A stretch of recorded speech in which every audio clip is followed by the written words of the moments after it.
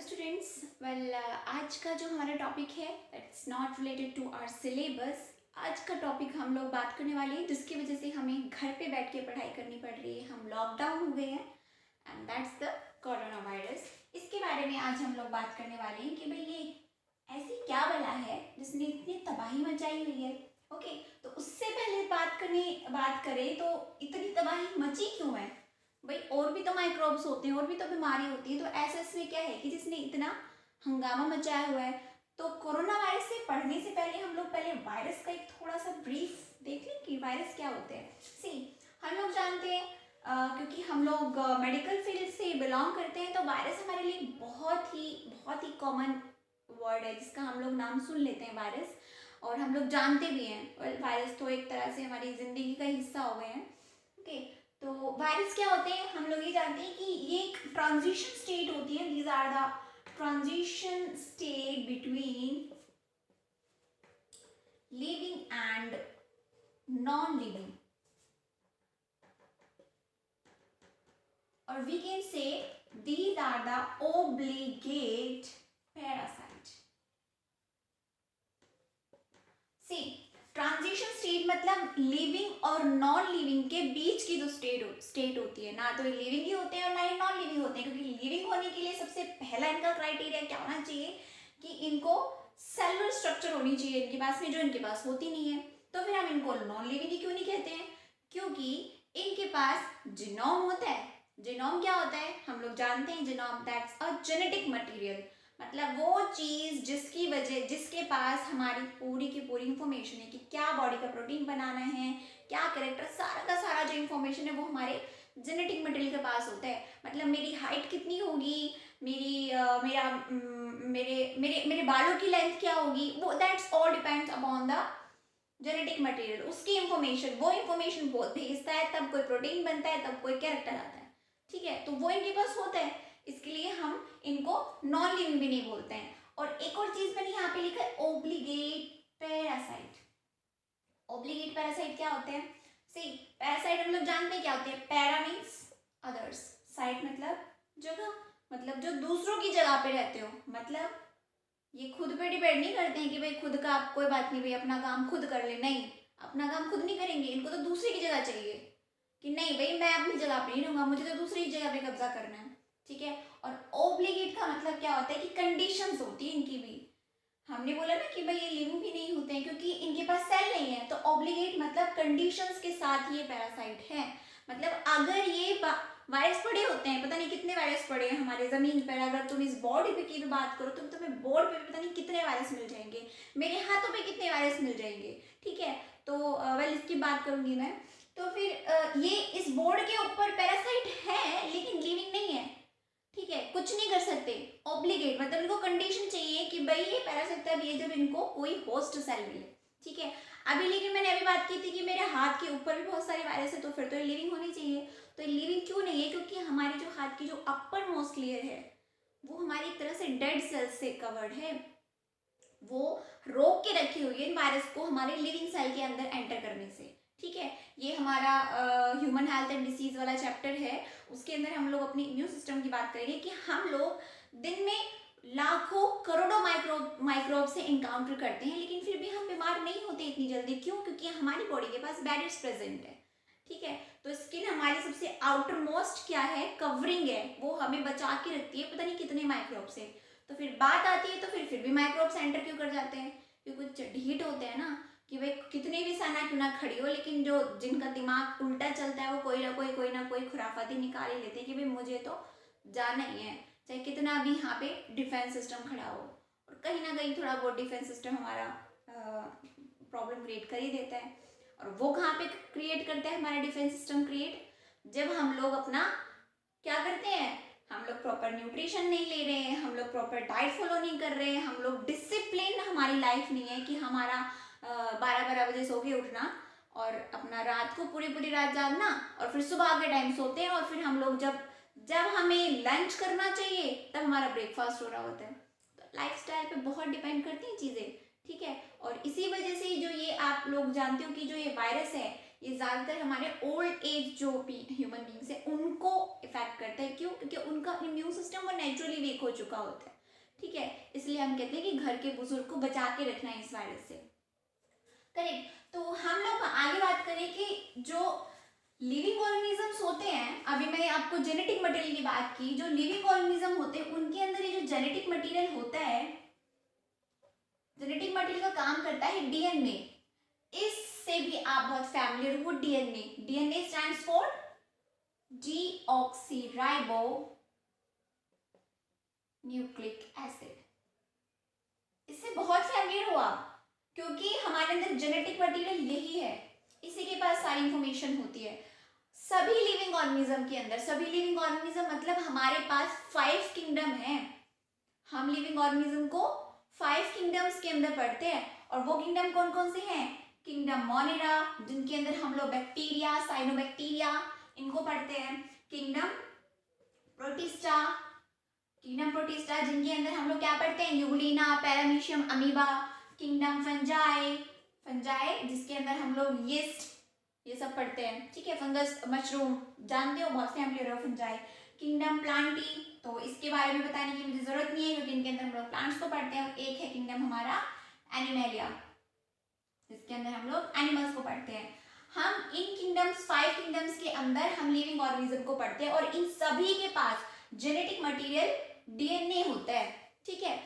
लेकिन viruses are the only entity which carry DNA as well as RNA as the genetic material।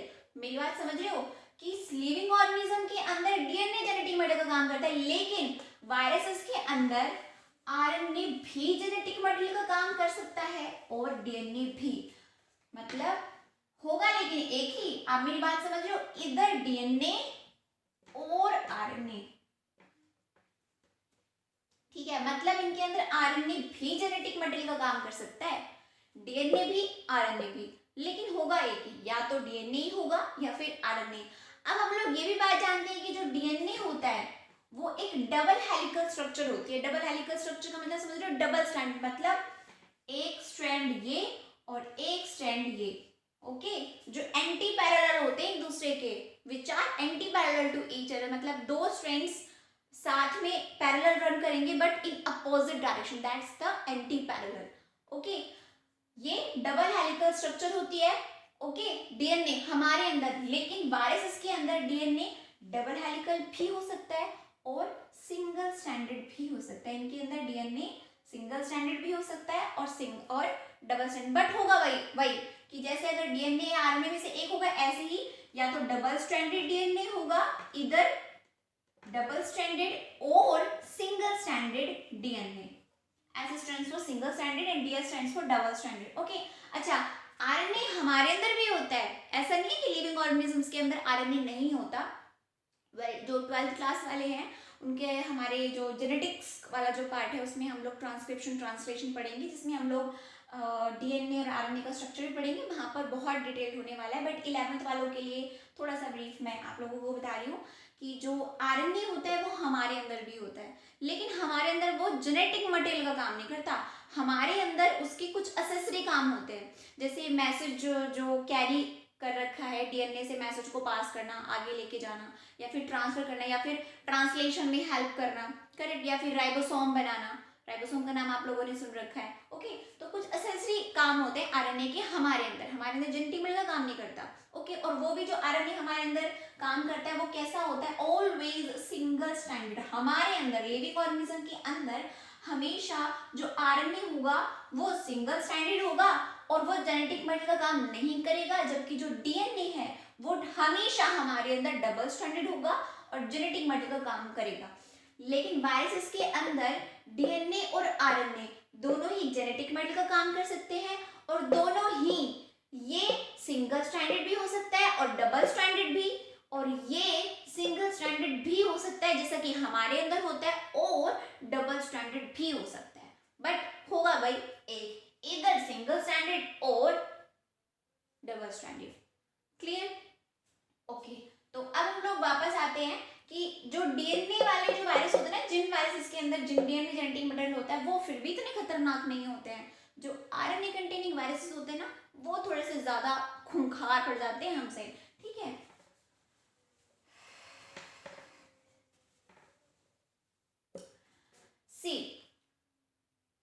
अभी मैंने बात बोली कि जो आरएनए कंटेनिंग वायरसेस होते हैं कि वो ज़्यादा खूंखार क्यों होते हैं, क्योंकि जो आरएनए होता है वो अनस्टेबल होता है।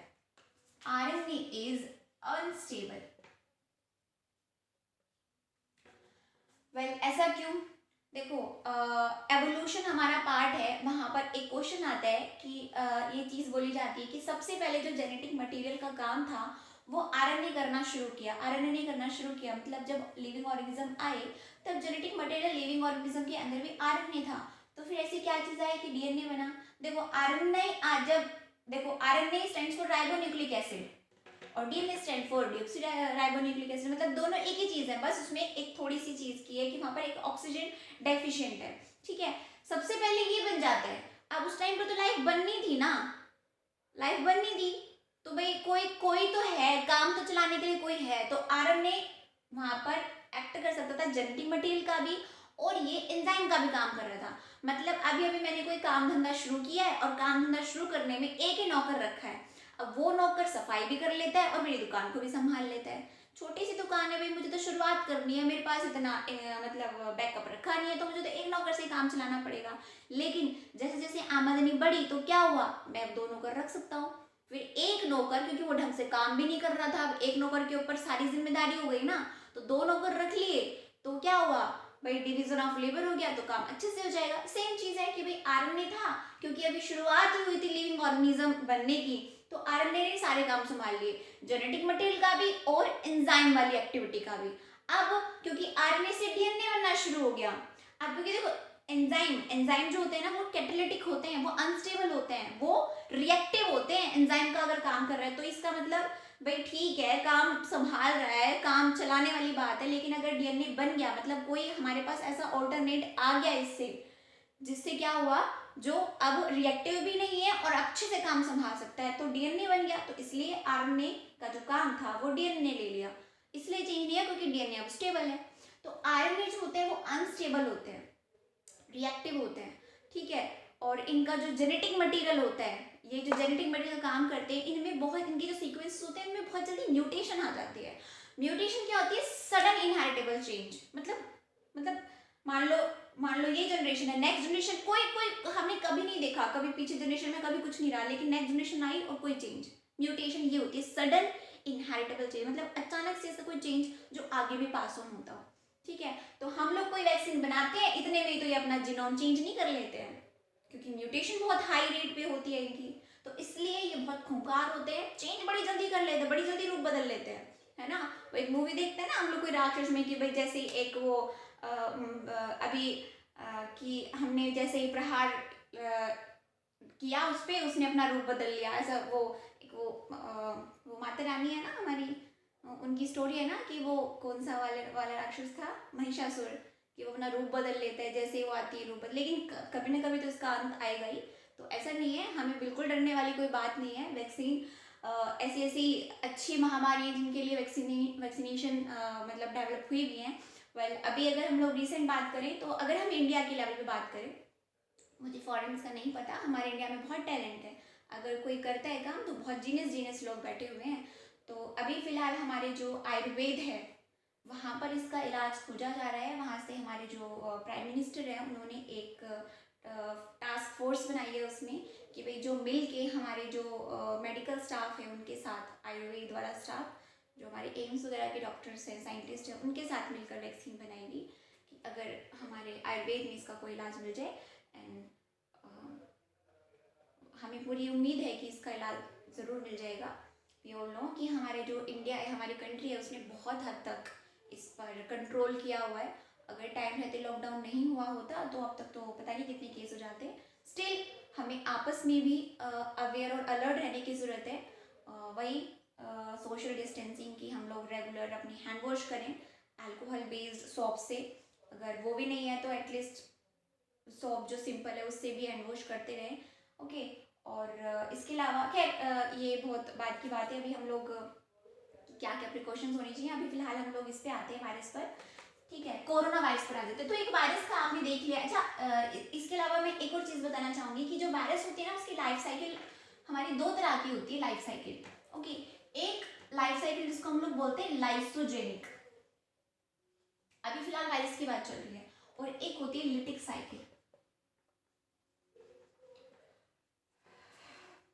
सी लाइसोजेनिक जो साइकिल होती है उसमें क्या होता है, मतलब जो जो वायरसेस होते हैं ना, वायरसेस क्या करते हैं, होस्ट सेल में एंटर कर जाते हैं। और होस्ट सेल में अगर एंटर करते हैं तो उसमें क्या करते हैं, वो पूरे पूरे के पूरे एंटर नहीं करते। इनके स्ट्रक्चर में जेनेटिक मटेरियल के अलावा हो सकता है एक एनवेलप, या फिर हो सकता है इसके अलावा कुछ प्रोटीन स्पाइक्स वगैरह, मतलब अलग अलग वायरस की टैक्सोनॉमी के ऊपर डिपेंड करता है, उनकी क्लासिफिकेशन भी हम उसकी स्ट्रक्चर के बेसिस पे करते हैं कि क्या चीज होती है। लेकिन इनमें से ये क्या करते हैं, एक ड्रिलिंग की तरह काम करते हैं। हमारी सेल है, जैसे ड्रिलिंग मशीन होती है ना, वो आएंगे सेल को ड्रिल करेंगे और अपना जेनेटिक मटेरियल हमारे अंदर क्या कर देते हैं, इंसर्ट कर देते हैं। ठीक है, तो दोनों में यही होगा, सेम केस सेम चीज होगी कि ड्रिल करेंगे और अपना जेनेटिक मटेरियल अंदर एंटर कर देंगे, इंसर्ट कर देंगे। अब आगे क्या होगा, लाइसोजेनिक साइकिल में ये रही हमारी सेल, और ये क्या आ गया, हमारे जो वायरस का जेनेटिक मटेरियल इधर आ गया, और ये हमारा जेनेटिक मटेरियल है। ठीक है, वायरस का जेनेटिक मटेरियल क्या करेगा, इसको हमारे जेनेटिक मटेरियल के साथ में क्या कर देगा, इंटीग्रेट। अब इसके साथ मिला लेगा हमारे जेनेटिक मटेरियल के साथ में।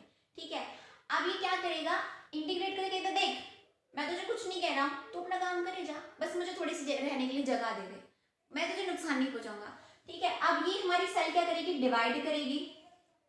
तो जो नई हमारी जो डॉटर सेल्स बनेंगी उसमें भी हमारा जेनेटिक मटेरियल भी होगा, साथ में वायरस का भी, क्योंकि इंटीग्रेट है, मतलब उसके साथ क्या कर लिया है, उसने खुद को मिला लिया है। लेकिन हमें नुकसान नहीं पहुंचा रहे हैं, बात समझ रही हो, हमारी हर सेल में प्रेजेंट है, लेकिन अभी उसने नुकसान नहीं पहुंचाया। कह रहा है कि देख यार मुझे तो सोना है, तू मुझे थोड़ी सी जगह दे दे सोने के लिए। ठीक है, तो इसलिए हम इस साइकिल को नॉन विरुलेंट बोलते हैं, मतलब जो खतरनाक नहीं है।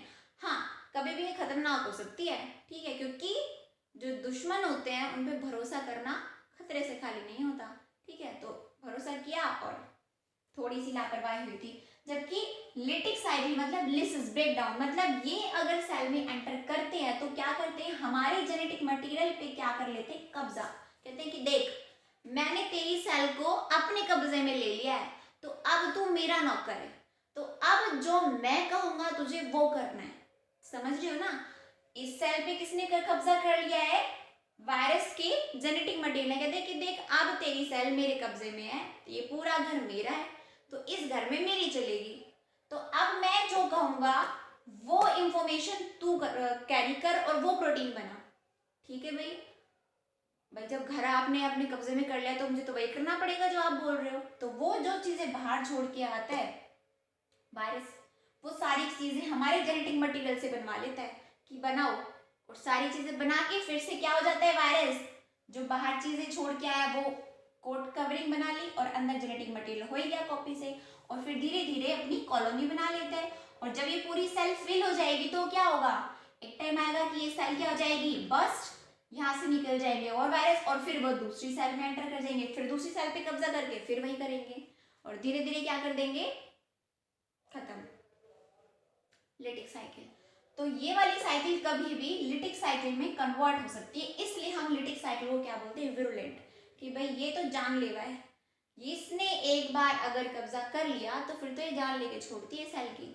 ठीक है, तो अगर वक्त रहते हमने उस सेल पे ही काबू पा लिया जिसको उसने अपने कब्जे में किया है, कि भाई एक सेल का उसने अगर कब्जा कर लिया तो उसको वहीं पे रोक दो, ताला लगा दो, या उस सेल को ही खत्म कर दो इससे पहले कि वो दूसरों को खत्म करे। ठीक है, तब हम लोग इसको कंट्रोल कर सकते हैं। तो ये बात क्लियर है। तो हमारा ये जो, अच्छा मैं बात कर रही हूँ कि भाई जो जेनेटिक मटेरियल है ये कैसे अपनी कॉपी बनवाता है, तो हम कोरोना वायरस की बात कर रहे हैं, तो इनके पास आरएनए होता है, जेनेटिक मटेरियल। तो आरएनए जो काम, अगर जिनके अंदर जेनेटिक मटेरियल होता है ना, वो दो तरह से अपनी ट्रांसलेशन करवाते हैं। ट्रांसलेशन के अंदर दो तरह से होती है, एक नाम होती है रिवर्स ट्रांसक्रिप्शन। देखो, एक होता है ट्रांसक्रिप्शन और एक होता है रिवर्स ट्रांसक्रिप्शन।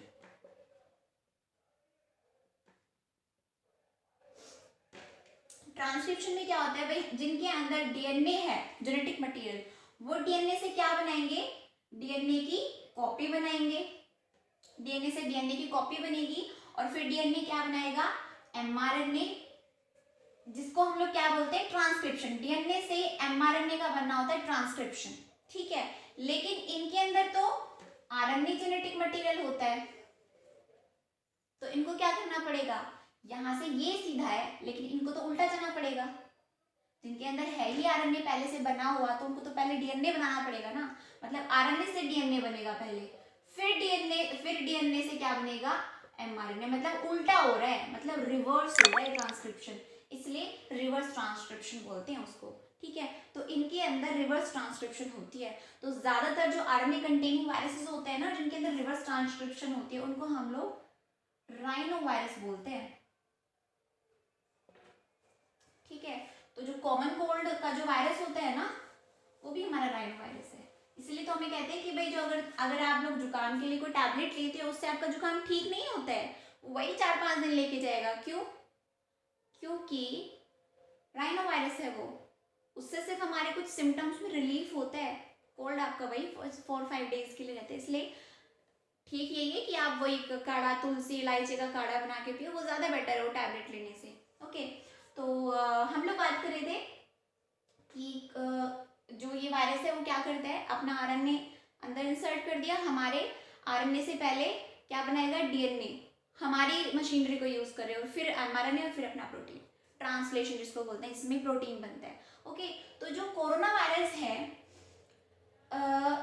ये एक्चुअल में एक फैमिली है जिसके अंदर बहुत सारे वायरस फॉलो करते हैं, जिसके अंदर मर्स और सार्स ये भी इसी के अंदर आते हैं। अब ये जो नया जो वायरस है इसकी हम लोग बात कर रहे हैं, ये नया वायरस है कोविड-19, ठीक है। मर्स जानते हो, ये मर्स आया था 2012 में, ये भी एक महामारी थी, ओरिजिनेट हुई थी ये सऊदी अरेबिया में ओरिजिनेट हुई थी ये महामारी। कहाँ से शुरू हुई थी, 2012 में। देखो, Middle East respiratory syndrome, SARS severe acute respiratory syndrome, मेरी बात सुन रहे हो, सिवियर एक्यूट रेस्पिरेटरी सिंड्रोम। और हम लोग जानते हैं कि जो अभी कोविड-19 है, इसमें भी क्या किस पे असर होता है, हमारे रेस्पिरेटरी सिस्टम पे ये असर होता है, ठीक है। ये जो आई थी 2002 में आई थी, और ओरिजिनेट ये भी वहीं से हुई थी, चाइना से। ये भी चाइना से, वुहान से ओरिजिनेट हुई है, ठीक है। तो अब साइंटिस्ट ने देखा है कि जो इन दोनों के को जब मैचिंग करके देखी, हम लोग कैसे क्या करते हैं, हम लोग किससे रिलेट करते हैं, हम लोग किसके हम लोगों को नहीं पता, जो हमारे बंदर हैं, हमारे लंगूर हैं, गोरिल्ला चिंपैंजी, उनका वो और हम बहुत ज़्यादा रिजेंबल करते हैं। हमारे गोरिल्ला से तो हम लोग 98% रिजेंबल करते हैं। तो हमें कैसे पता चला, क्योंकि हमने अपना जो जीनोम का सीक्वेंसिंग होती है ना, बेस पेयर, उनकी सीक्वेंसिंग को मैच करते हैं। तो हमारा और उनका जीनोम 98% सेम है। इनका भी जीनोम सेम सीक्वेंसिंग मैच की, और क्या दिखा, सीक्वेंसिंग जब की जीनोम की, तो देखा कि भाई इसका स्ट्रक्चर और इसका स्ट्रक्चर 90% प्लस, मतलब 90 से अबोव जो जीनोम है इन दोनों का मैच करता है। मतलब इसी के अंदर शायद कुछ म्यूटेशन हुई होगी जिससे कोविड-19 बना। अभी तक तो साइंटिस्ट इसी तरह से बोल रहे हैं, बोले कुछ नया है, ठीक है, थोड़ा सा डिफरेंट है, सेम नहीं है, कुछ म्यूटेशन आई तब जाके बना ये। ओके, तो हमने जीनोम, अगर हमें किसी का स्ट्रक्चर मिल जाता है ना, तो उसके लिए वैक्सीन बनाने में बहुत हेल्प मिलती है। तो इसका सीक्वेंसिंग तो कर लिया हमने कि भाई ये सीक्वेंस है और ये इससे सबसे ज़्यादा रिजेंबल करता है, और इसमें ज़्यादातर सिम्टम्स वही ड्राई कफ हो गई, फीवर हो गया, कोल्ड भी हो सकती है, कई केसेस में डायरिया भी देखने को मिला है, सोर थ्रोट, गले में खराश हो जाती है, ठीक है। मतलब flu like characters, pneumonia like characters, मतलब सिम्टम्स आते हैं इसमें भी। तो आई थिंक ये कुछ इस तरह का है, और वैक्सीन अभी डेवलप हुई नहीं है, बट कोशिश चल रही है। जो कोविड-19 है वो ज़्यादातर इफेक्ट डालता है मैमल्स पे और बर्ड्स पे। वेल, अगर आप सिम्टम्स देखो ना, तो हमारे अंदर अलग सिम्टम्स राइज होते हैं इसकी वजह से, बर्ड्स में अलग सिम्टम्स होते हैं, और बात करें चिकन के अंदर, चिकन बर्ड है, बैट हम मैमल्स हैं, हमारे अंदर अलग अलग कैरेक्टर सिम्टम शो करता है ये। ओके, तो हम लोग बात करते हैं अब इसके कि भाई हम कैसे अवेयर रह सकते हैं तो जैसे कि हम लोग जानते हैं कि हमारी जो हेल्थ मिनिस्ट्री है उसने भी कुछ एडवाइजरी गाइडलाइंस जारी की हुई है कि भाई आप अगर बाहर जाते हो, इनफैक्ट घर में भी रहते हो, तो घर में भी सोशल डिस्टेंसिंग का ध्यान रखा जाए, बाहर ना जाया जाए। वैसे तो खैर ये चीज़ें हमें शुरू में एटिकेट्स में सिखाते आए हैं कि अगर आप पब्लिक प्लेस में हो और अगर आपको खांसी या छींक आती है तो हम कवर करें अपने फेस को हैंकी से या फिर अपनी इस तरह से फ्लेक्सिबल एल्बो करके, इस तरह से हम लोग खुले में ना छींके, खुले में ना थूके, खुले में ना खांसे। ठीक है, ये एटिकेट शुरू से हमें सिखाए जाते हैं, वो बात अलग है कि हम लोग फॉलो नहीं करते। तो आई थिंक अब ये हमारी एक आदत बन जाए, एक हैबिट बन जाए और हम अपने आसपास अपने छोटे भाई बहन या अपने बच्चों को इन एटिकेट्स को सिखाएं। ओके, और अगर कोई बीमार है तो उसका ख्याल, वैसे तो क्या जल्दी से कोशिश करें कि भाई जो हमारी हेल्पलाइन नंबर दिए होते हैं डॉक्टर हॉस्पिटल में फ़ोन कर दिया जाए, लेकिन फिर भी बड़े बुजुर्ग और बच्चों हैं उनका खास तौर से ख्याल रखा जाए, उनके कपड़े, उनका खाना पीना, इवन उनका टॉयलेट भी कोशिश की जाए कि भाई उनका सेपरेट हो। कोई भी थोड़ा सा भी बीमार होता है, खांसी जुकाम होते ही तुरंत उसको हल्के में ना लें और हॉस्पिटल फ़ोन किया जाए। अपने हाथ टाइम टू टाइम बहुत अच्छे से साफ करते रहे। ठीक है, मास्क पहन के बहुत ज़रूरी है तभी घर से बाहर निकले। और हाँ, अपनी पढ़ाई घर पे ही कंटिन्यू रखिए क्योंकि आपके टीचर्स आपके लिए 24/7 अवेलेबल होते हैं। अगर आपको कोई प्रॉब्लम है, हम यहाँ पे मेहनत कर रहे हैं तो हम एक्सपेक्ट करते हैं कि आप अपने घर पे मेहनत करें। ओके, क्योंकि हमारी स्टडीज़ जाया नहीं जानी चाहिए, हमें जो टाइम मिल रहा है उसको यूटिलाइज करें। Thank you very much. Stay safe, stay home.